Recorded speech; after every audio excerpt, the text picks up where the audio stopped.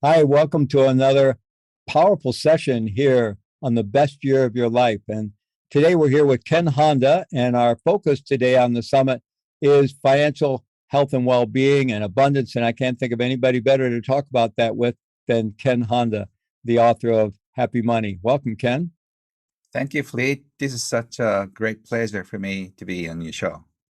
Well, I'm really excited to have this conversation with you. I'm here in the U.S., you're in Japan, hmm uh, completely different times of day. It's evening for me, morning for you. But I've been reading your book, and I'm really excited about your message. And I think it's perfect for our summit audience because not only is it about, you know, our mindsets around money and about abundance and success, but it has the spiritual grounding to it, coming out of your wisdom traditions from Zen and Shinto and so forth in Japan. So it's a perfect fit for our audience, and I'm really fascinated and ready to have this conversation. So I want to tell our audience a little bit about you, and then we'll get started. Please, I'm following your lead. Okay. All right. So Ken Honda, uh, he's a money and happiness expert. He is the best-selling self-development author in Japan, with book sales surpassing 8 million copies since 2001. His latest book is called Happy Money: The Japanese Art of Making Peace with Your Money. Ken was 29 when he first retired to welcome his newborn daughter in the world. At that time, he thought he was done with work. He had owned a successful consultant and accounting business, so successful it allowed him to close up shop and really spend his days with the apple of his eye. Little did he realize his second career, impacting millions by helping them heal their relationship with money, was about to begin. So many of us have kind of a conflicted relationship with money. So I think this is just a fascinating topic. And I think your book, Happy Money, has probably been so successful for that reason that a lot of us have a lot of unhappiness around money and fear and anxiety and really conflicted emotions and so forth. Some of us think about money as just a necessary evil. Most of us would like to have more of it. We often don't feel we have enough. And also just learning to manage money can really seem like a burden, right? And confusing. Um, and it can just bring up a lot of, even kind of our historical fear and our conditioning and so forth. And so I just think this is really important. And I'm really curious, what do you mean by happy money versus unhappy money? Thank you. Happy money makes you smile when you receive it, and when you spend it, also brings you joy. For example, I always talk about your grandparents sending you a happy birthday card, and in the envelope there is $10, and then it says happy birthday. Just spend this money, and you smile because grandpa. These days we can't buy so many things with $10, but the feeling that brings with the money is so happy. So it's not just amount, and that's happy money. And also when you pay at the restaurant or cashier, you feel so grateful for the service rendered or some products you bought. That's happy money. Whereas unhappy money, I don't have to really explain because most of us are experiencing it every day. When we feel, when you think of money, we feel upset, tight. And so when we receive a check, we feel like, ooh, how can I make both ends meet? And at the end of the month, when you pay bills, you feel squeezed, stressful, and sometimes angry at the bills. There's no point of getting angry at your bills. And you can throw your envelopes, but it doesn't really change the story. But that's unhappy money. Unfortunately, most of us are living in the flow of unhappy money. So there's a difference. Well, I love that simple definition that happy money is money that makes us smile when we receive it and when we give it. Uh-huh. And I know that gratitude and generosity and a sense of thankfulness, arigato, hmm runs, it's a theme that runs throughout your book. Yes. So you also talk about solving the mystery of money. So, money does seem to be a mysterious force for many of us. It seems, it can come and go like the weather. We get our hands on some and then it disappears. It often feels like it's going out faster than it's coming in. hmm And we can feel kind of powerless. We start to feel kind of small and powerless or even victimized by the whole world of money. And hmm so what is this notion of the mystery of money, and how do we go about beginning to solve that for ourselves? So a few hundred years ago, when all of us are farmers, we didn't have any fear of money because we didn't own it. We didn't spend any. But for the past few hundred years, most of us have moved into the city. That means we have to either buy the food or rent apartment. So whatever we do, it takes money. So it costs something. So money is tied up with our survival. That's why we feel so many emotions around money. If it's just salt, we used to fight over salt and kill each other, or a pepper, but not anymore, But with money, there are so many crimes involved with money because we think money can do so many things, and it's tied up with survival issues. So unless we sort of separate what's going on with money from our daily lives, we are so messed up emotionally because when we feel like our bank number and online bank account, the number goes down, we feel our life is going down too. But there's nothing there's nothing to do with it actually, but it's just a number. But people cannot feel that it's just a number. So that's why we get happy, we get upset about each other, and most of the family fights are around money. So unless we deal with this money issues emotionally, we cannot solve it because much money cannot really solve the issues. Well, the wealthy people get depressed by losing 10 million. They still have 30 million more, but sometimes they commit suicide because they lose hope. I wouldn't lose any hope if you have still $10 million in the bank account, but losing 30 million kills people. So you have to deal with it emotionally. So how do we separate our money from, because our physical survival, I mean, that really is kind of reptilian brain, basic Yes. survival. And it does seem in the modern world that you can somewhat survive by your labor, but it's still translated into money. We need money to pay for everything, and it seems like things are getting more expensive. So I'm wondering how we separate those, because you're right. I mean, just having more money isn't necessarily going to solve the problem. Mhm. So how do we kind of unhook, our bank account from our emotional well-being? So first of all, when you are worried about money, when you feel stress, you just breathe in and breathe out and just say, I have no problem. So you feel like you're cheating on you, no, I have a big problem. But think about it, right at this moment, nothing is bothering you unless you let it happen to you.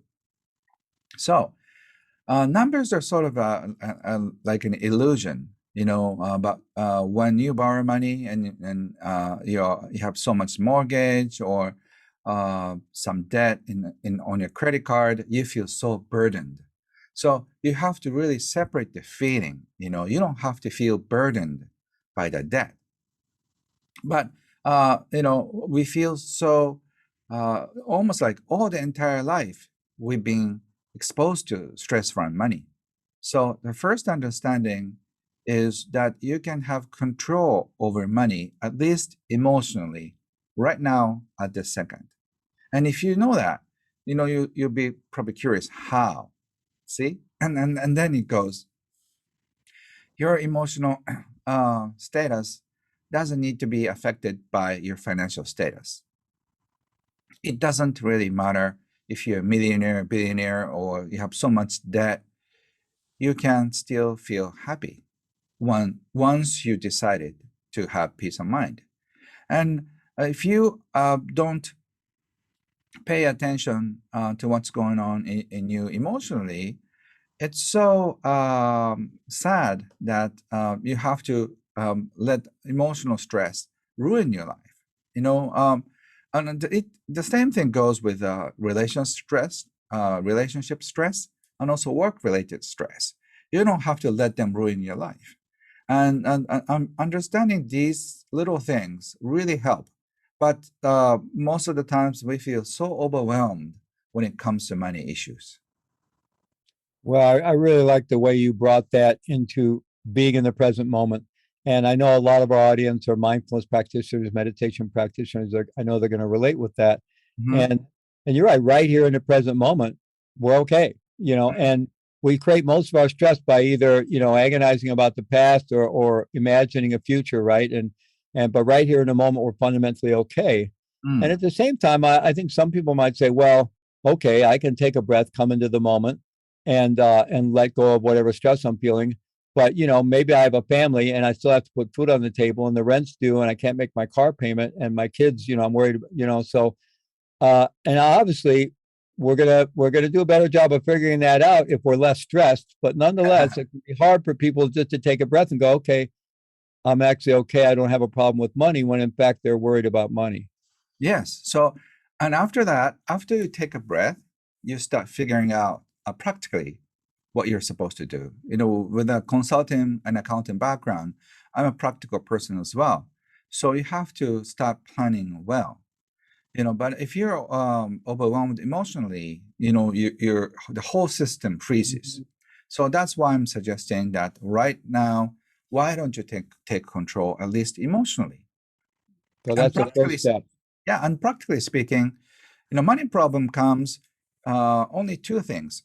You make you make too little, or you spend too much. Hmm.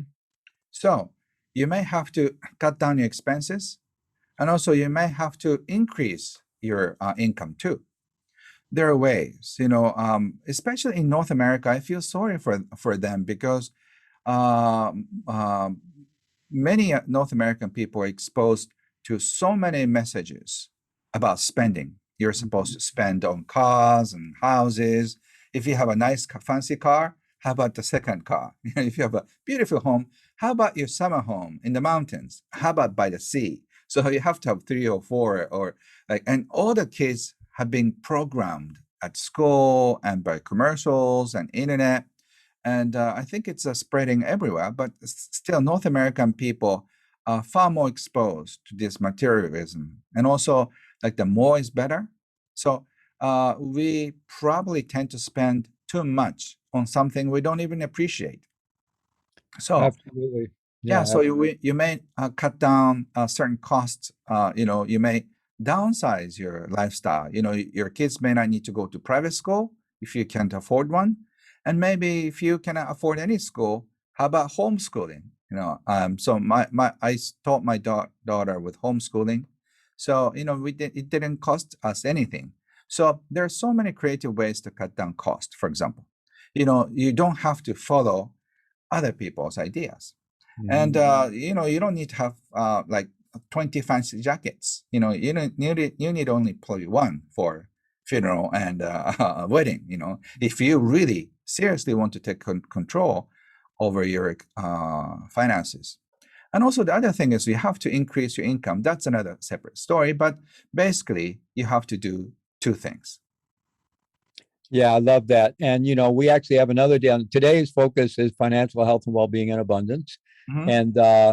And really, kind of getting out of negative mindsets around money and wealth and abundance and how to create abundance. But we have another day on the summit that's about simplicity and earth-friendly living. And Mm. so that balance of, there's all the teachings around abundance and how to create wealth, but then there's all the teachings on sufficiency and simplicity, right?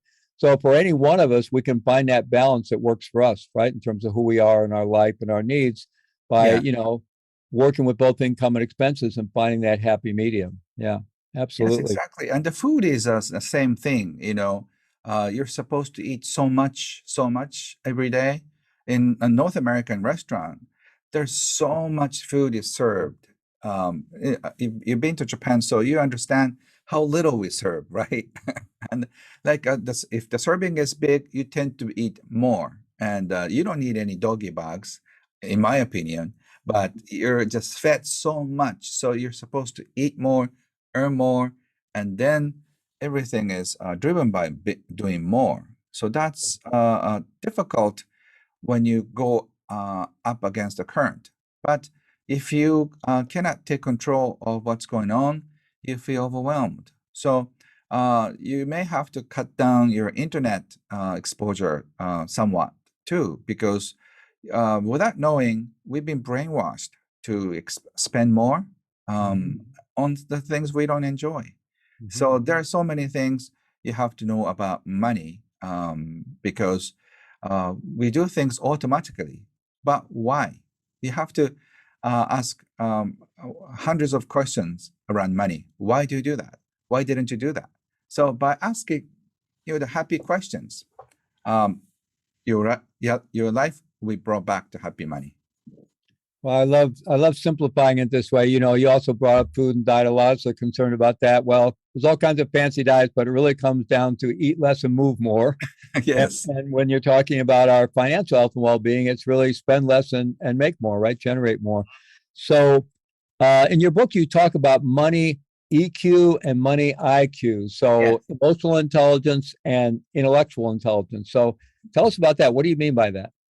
So money IQ is taught by so many teachers about financial intelligence, about investing, all the things that you're supposed to know about money, like stock market, real estate, you name it. And money EQ is, on the other hand, I think it's more important because I'm sure you've heard of the news, the hedge fund managers who got Nobel Prize, or like mathematicians, or the genius of the world make stupid mistakes emotionally and they end up losing everything. How come something like that happens? I think it's because of low emotional intelligence. If you don't have a healthy relationship around money, you cannot feel happy and also you cannot function.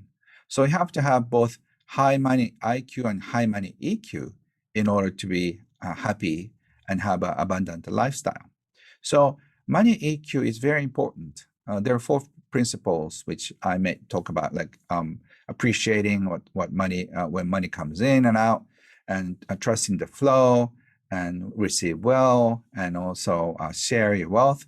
So those 4 principles are teaching you that that enjoying money and receiving well and trusting the money flow and the fun of sharing, these things enrich your life.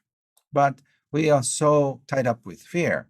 So we have a hard time sharing what we have, even $10 or like $1 in a little basket, because if we let go of our precious money, we feel like it's a big loss. But in fact, giving away something is giving to yourself. But people don't get it. That's why we are stuck in this scarcity mentality.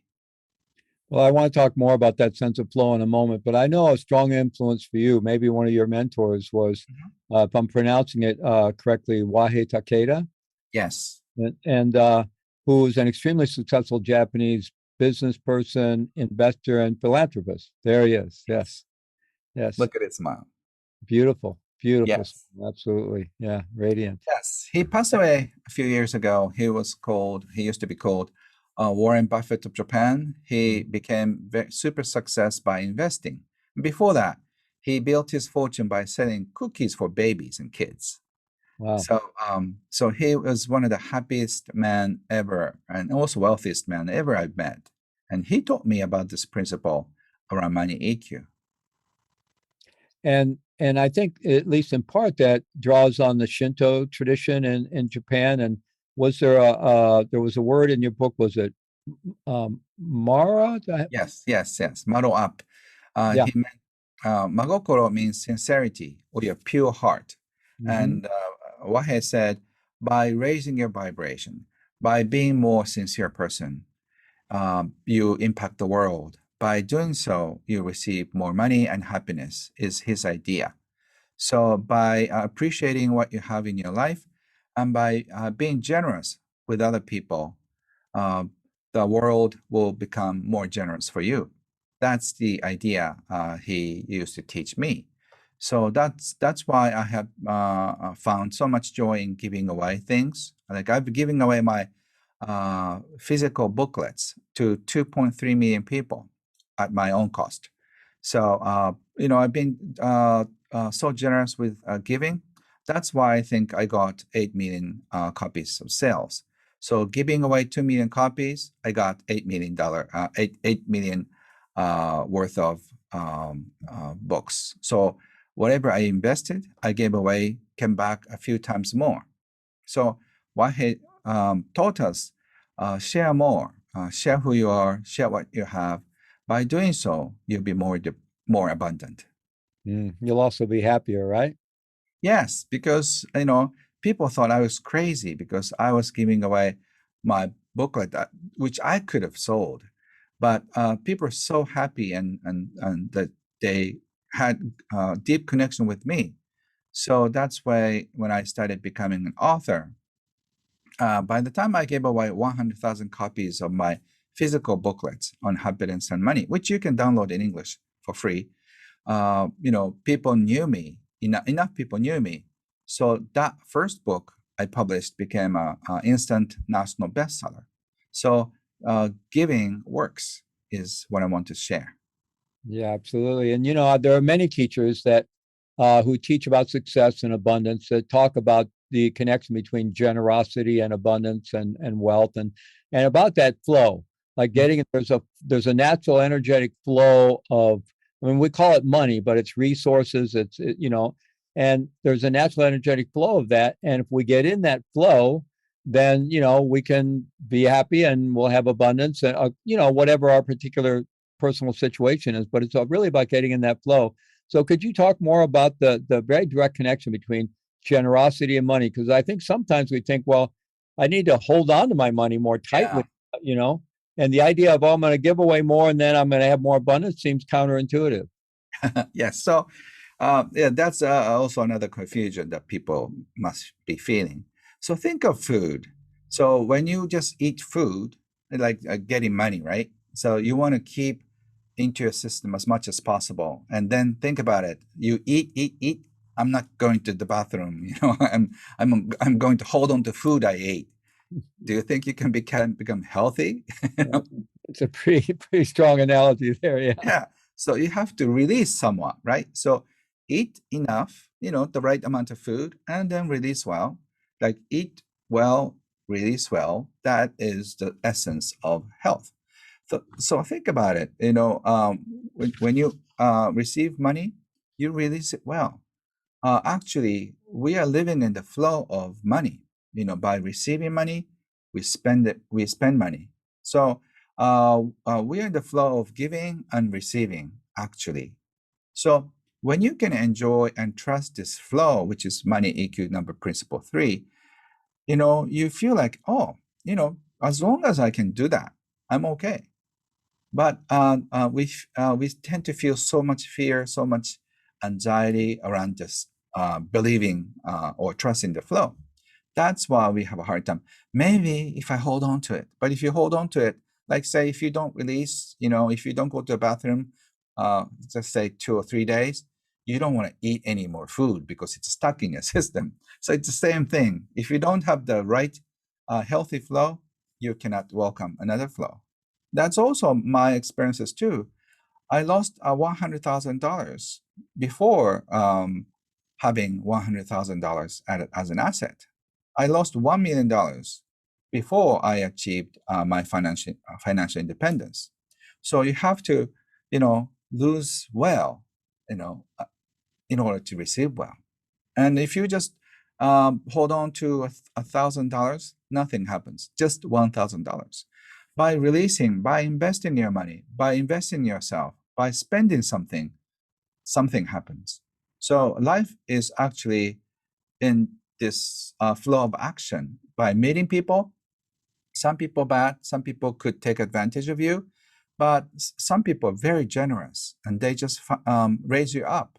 So by meeting good people, bad people, and certain people are very nice for you, or you find your own tribe. So by doing so, you finally meet the right partner, right friends, right people to work with. So you have to start something from you. And I think money is exactly the same thing. You have to let go of your money to receive more money. So I know it's scary, but you have to learn to do that. Sort of like it's dancing or riding a bicycle. So your book is very much about, I think, the emotional intelligence of money and getting into this flow, removing the obstacles. In your book, you also teach about some of the practicalities, like we do, as well as being generous with our money, we do need to invest our money so that we can be more generous, right? So Yeah. somehow we need to be able to use money effectively. So do you talked about that more practical side? So when you have more income, you feel probably that you get out of a survival mode. Wahei used to say passive income can be spent on art and giving away. If you work so hard, I call it sweat money, it's so hard to let go. But if it's a passive money, passive income money, it's not hard earned cash. So you can just easily let go to other people or investing. That's why wealthy people become wealthier because they can take a risk. And people who work with sweat money, they don't want to lose money. So the fear of losing is stronger than taking a risk. That's why they don't take risk in investing in bitcoins and real estate and other things, which are highly appreciating right now. So that's why the people who already have something get richer, and the people who cannot take a risk and then hold on to the sweat money, they have to keep working forever. So you have to understand all the money rules. By the way, these rules are changing in the next few months or next year. So don't believe in the money game rules that used to work in the 1990s or 2000s. And so you have to really understand what's going on. Otherwise, these rules change. That's why we're so confused about this money game, because the rules always keep changing. And that belongs to sort of a more money IQ, though. But you have to understand those two to have the right balance of making more money and also receiving well and also spending. So that is contradicting by itself, but life is full of contradiction. So, think about it, like by spending a lot of money for your wedding, is that a loss? Or what is it? It's not an investment. It's not a loss. It's for fun, and life is to be enjoyed. So if you lose touch of what's going on in life, everything becomes a cost. So that thing is something I want you to think about too. So I'm not encouraging to cut down all the costs and lose all the fun, or I'm not saying you should enjoy more money and spend it all. You have to have the right balance, and everybody's different. So I cannot say 10% is good or 5% is bad. You have to ask your heart and head. That's money EQ and money IQ. Well, you brought up how much things are changing, and that's actually where I want to end our conversation today. Not that I want to end it, but that's kind of the final question I have to ask you. But before that, in your book, you posit the question: do you use your money, or does your money use you? And Yes. to me, that's one of the most really important questions. And how to really dig into that, because we all have a lot of conditioning around money. We chatted before the interview started. As I said, my parents came through the Great Depression and World War II. So I got a lot of scarcity messaging, a lot of fear messaging when I was growing up, right? And and then I went through various stages of the counterculture, and money was bad, capitalism was bad, and then I became a Buddhist, and it's taken me a long time to kind of get my head straight about that money is just energy, and how to work with it skillfully. But that sense of am I using money, or is money using me? I think that's a really important question. So how could people kind of begin to figure that out? I'm sure there's layers and layers and layers, of that. So how do we begin to really look into that? I always use the analogy of ice, water, and air. When you're living in a cold world, money is icy. It's frozen, so it could hurt you. It's pointy, and it freezes your fingers when you hold on tight. And when you believe in a more warmer environment, then money becomes water. It flows into your life. But you have to be careful. You still need some management. Too much water causes flood. Too little water causes drought. Either way, it's not fun. When you are living in a happy world, money becomes air. You can breathe in, breathe out freely, and you don't get jealous when other people are just sniffing your air. When you believe in a scarcity mentality, if people are becoming more successful, you feel jealous. Or like if they're just enjoying the money flow, like like it could have been mine. So, but if it's air, he can breathe as much air he wants. I do the same. And how much air the big guy breathes, it doesn't bother you. He needs probably more oxygen. So it's nothing wrong with that. So when money becomes air into your life, you feel so happy, and then you can really focus on what's going on in your life without thinking about money. Like I don't think about money always, because I focus on giving what I can give, what I can share, because finances are already taken care of by itself. So all the things I do, I can do it for fun.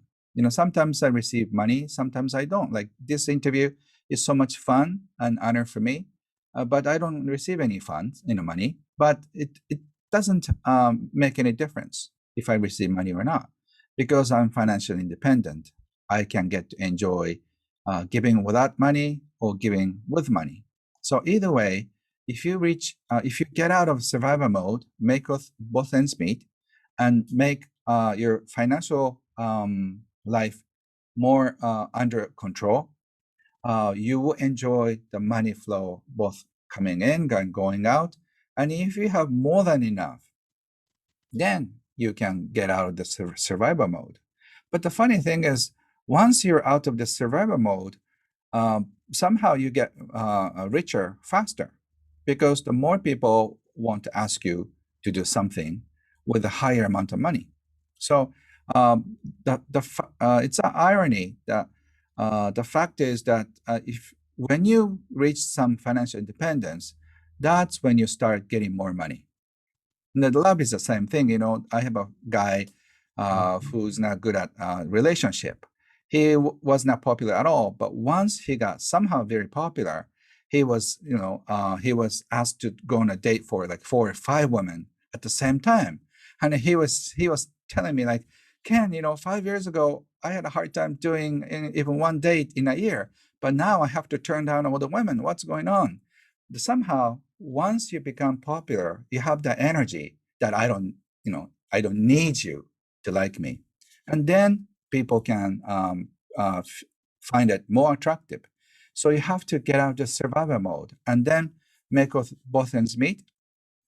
And hopefully you make the flow more fun and enjoyable. And if you have more than enough, that's when you can start sharing a lot more.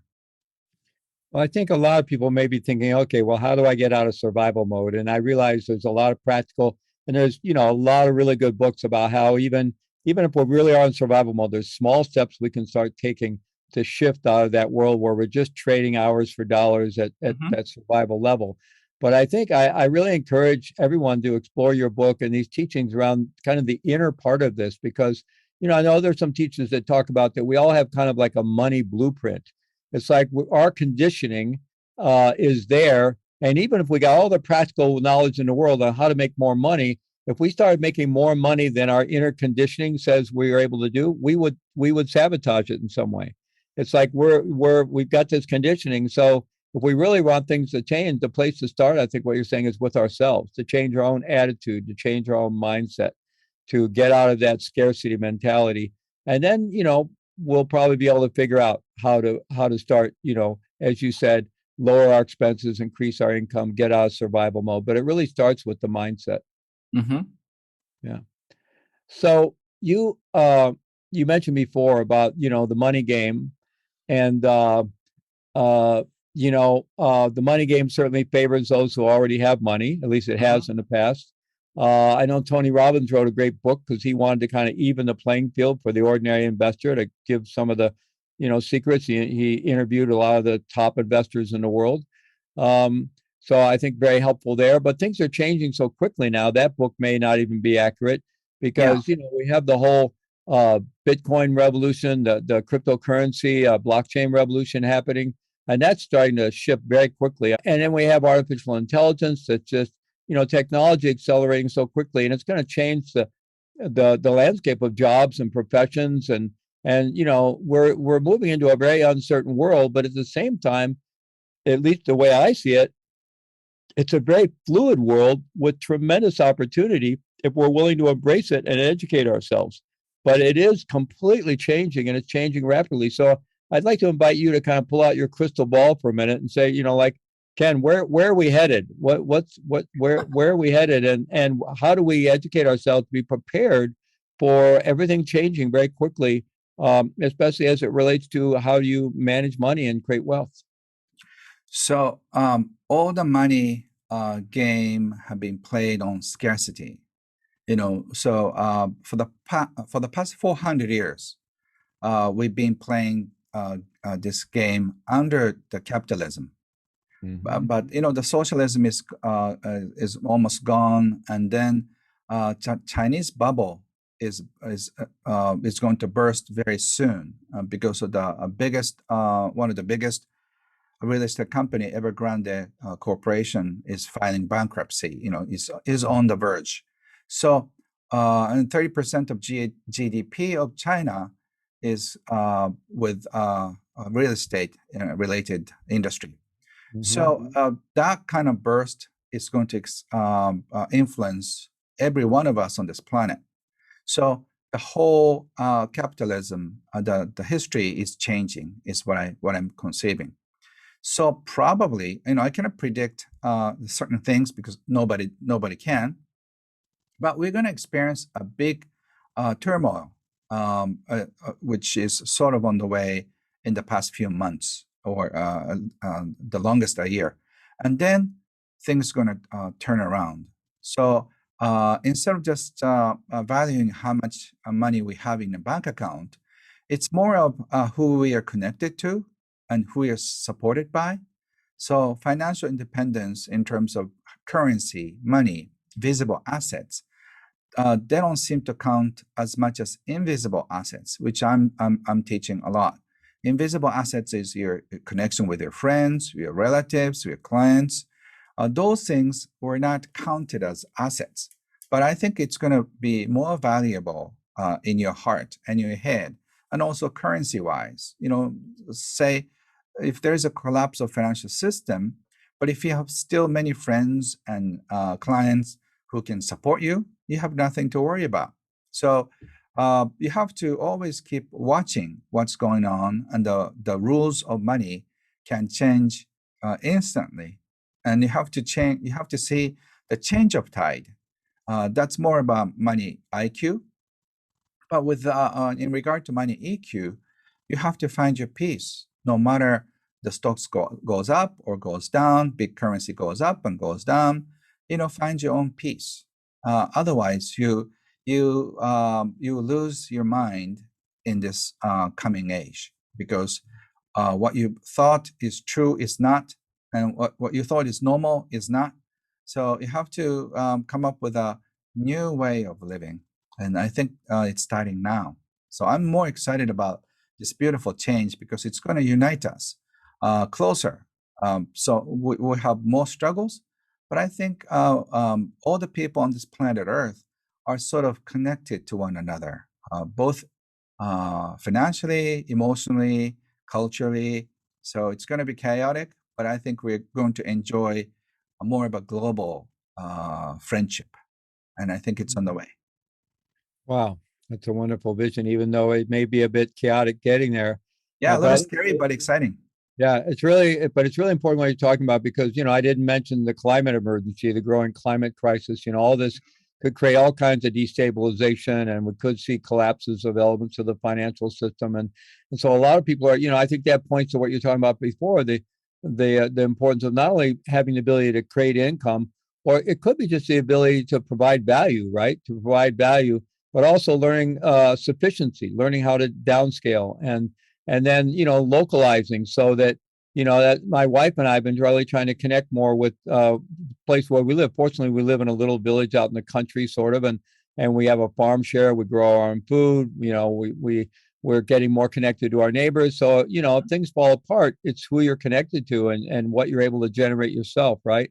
And so I think, and that's a good thing, because in North America especially, we've suffered from this I mean, it's been a blessing and a curse, this idea of rugged individualism. It's created a lot of success, but it also has its shadow side. And then the materialism and so forth. I think in my understanding of Japanese culture, perhaps it's because you're all together on a small island, relatively small island, that your interconnectedness is much more part of your culture. That individualism is not so strong there. So, perhaps this is for us in North America, maybe as well in Europe and other places. What you're talking about is going to bring us back more to recognize our interconnectedness. But really, in the end, it's are we able to be in relationship with others, and can we get involved in some flow of an exchange of value, right? That could even be bartering at some point. Yes. Yeah. So it's going to be scary, but at the same time, it's going to be exciting. And we cannot go back to our world in 2019. After COVID, everything is going to change. So we're going to experience a high inflation, expensive oil, expensive cars, expensive everything. And our salary may not go as high as we want. So we feel squeezed. That's when Happy Money comes in. You have to start finding your gifts. You have to start monetizing your gifts. And then you have to be creative in bringing yourself out there. So we need to be more creative in so many different ways. And I think it's going to help you come out from this little place. Well, I love that message. Kind of, we all need to become more creative. We need to really, exercise self-agency, take responsibility, and find our way to be creative, and to embrace managing resources. And at the same time, you really emphasize making peace with money, making peace with this whole notion of our existence, our survival altogether, and that ability to come back into the moment and take a breath is such a wonderful message. So thank you very much, Ken Honda, the author of Happy Money. Thank you, Fleet. It's my pleasure and honor. Thank you. Wish you all the best. Thank you. Thank you. I'm sending all the love I have for you and the viewers. Thank you so much. Thank you. Bye, everybody.